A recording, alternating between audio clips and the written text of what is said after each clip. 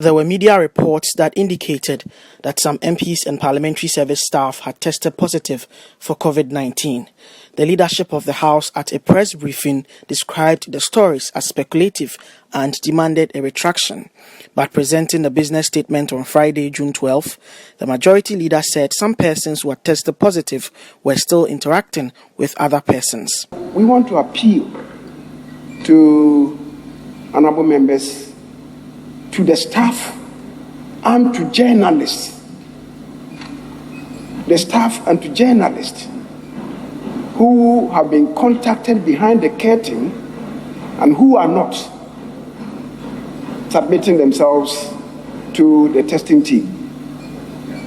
You are imperiling the lives of all of us. I think the team is getting frustrated, and we want to appeal once again to members, staff and journalists that if you are contacted, please don't come and imperil the lives of people.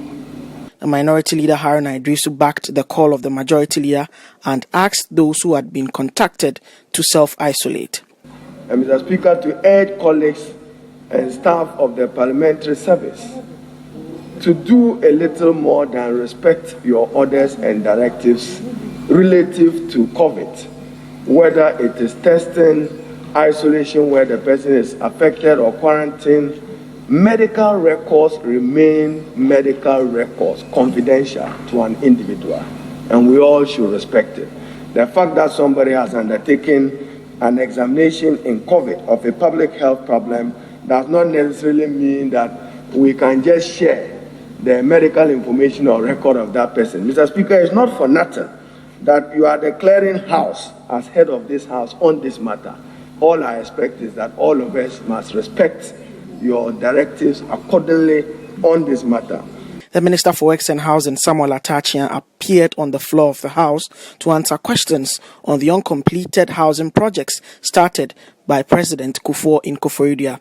In response to the question, the minister said construction would begin in Wa, Koforidua and Tamale by mid-July 2020.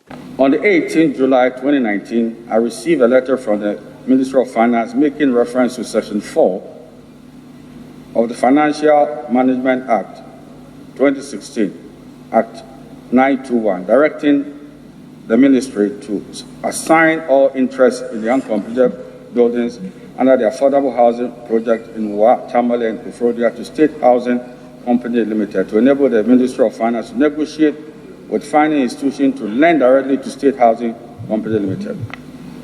Indeed, Mr. Speaker, I've duly assigned the properties to State Housing Company Limited, who have given a commitment that construction works will begin mid-July 2020.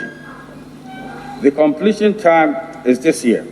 State Housing Company Limited will deliver 686 dwelling homes with the following constituents: Koforidua 342, Tamale 200, Wa 144.